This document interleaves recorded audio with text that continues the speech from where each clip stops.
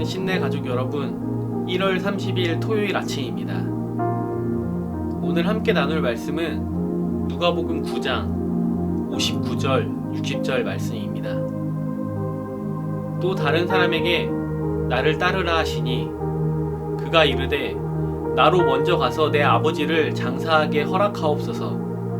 이르시되 죽은 자들로 자기의 죽은 자들을 장사하게 하고 너는 가서 하나님의 나라를 전파하라 하시고. 아멘. 여러분, 심리 테스트를 해보신 적이 있으신가요? 질문을 하고 그 질문에 어떤 답변을 하는가를 보고 답변한 사람의 심리를 분석해보는 것입니다. 예를 들면 지금 집에 있는데 상황이 동시에 여러 개가 일어납니다. 전화가 울리고 냄비에 물이 끓고 빨래가 밖에 있는데 비가 옵니다. 이 상황이 동시에 일어났을 때 어떤 것을 가장 먼저 하시겠습니까? 같은 질문을 하는 겁니다. 어떤 것을 가장 먼저 하는지, 어떤 일을 선택하는지를 보고 아, 이 사람은 이것을 중요하게 생각하는구나 라고 알 수 있는 것이죠. 오늘의 큐티 본부는 이렇게 시작합니다. 예수께서 승천하실 기약이 차감해 예루살렘을 향하여 올라가기로 굳게 결심하시고, 예수님은 자신의 사명을 위해 예루살렘으로 올라가실 결심을 하십니다. 험난한 길을 출발하시는 겁니다. 그리고 예수의 주변에 있던 많은 제자들이 그를 따라갑니다. 그런데 제자들은 예수님이 가시는 길이 어떤 길인지 정확하게 알지 못했던 것 같습니다. 그래서 그들은 누가 높냐 하는 문제로 싸우기도 하고 자신들을 받아주지 않는 마을에 분노하기도 했습니다. 여우도 돌아갈 굴이 있고 공중의 새도 거할 집이 있지만 예수님은 머리 둘 곳이 없었습니다. 이것이 예수님이 가시는 길입니다. 그리고 그 길로 사람들을 초청하십니다.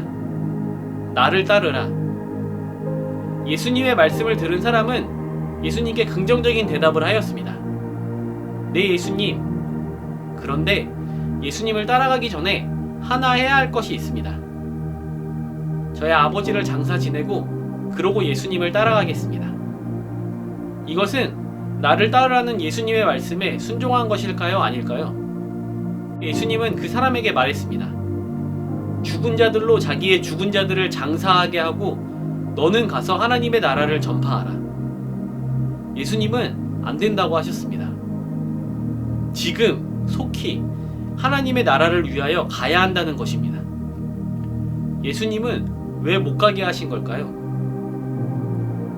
장례를 잘 치르는 것은 중요한 일입니다.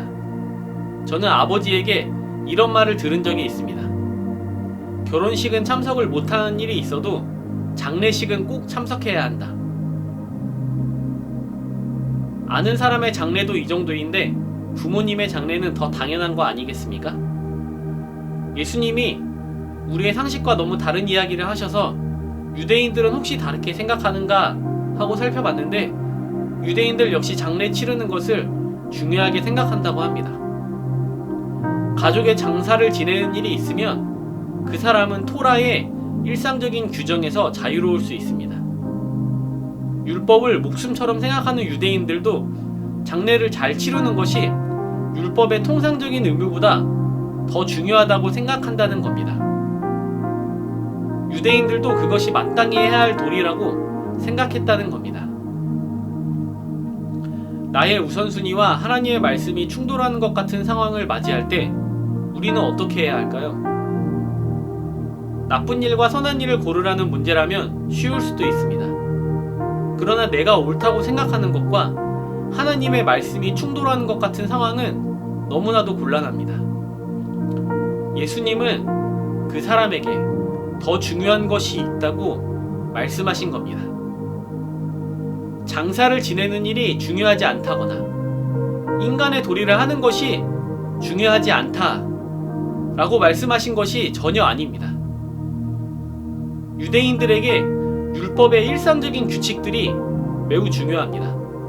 그러나 그것보다는 가족의 장례를 잘 치르는 것이 더 절박하고 더 긴박한 의무라고 생각했다는 겁니다. 그리고 예수님에게는 장례를 잘 치르는 것보다, 가족의 도리를 다하는 것보다 하나님의 나라를 전파하는 것이 더 절박하고 더 긴박한 사명이었다는 겁니다. 예수님은 이것을 위해 사셨습니다. 그렇기에 죽음이 기다리고 십자가가 기다리는 예루살렘이지만 그곳을 향해 가시기로 결심을 굳히신 겁니다. 예수님에게 하나님의 나라를 위해 살아가는 것은 그 어떤 것보다 중요하고 긴박하고 또한 절실한 일이었기 때문입니다. 그리고 우리는 그런 예수님의 모습을 통해 하나님을 바라볼 수 있었고 하나님의 나라가 어떤 것인지 알 수 있게 되었습니다. 여러분, 우리는 어떤 우선순위를 갖고 있습니까? 어떤 것에 가장 중요한 가치를 부여하며 살고 있습니까? 오늘 본문의 구절을 보면 누군가 질문하고 예수님이 어떤 요청을 하는 것이 반복되고 있습니다. 그리고 오늘의 본문은 그 요청에 대한 대답을 기록하고 있지 않습니다.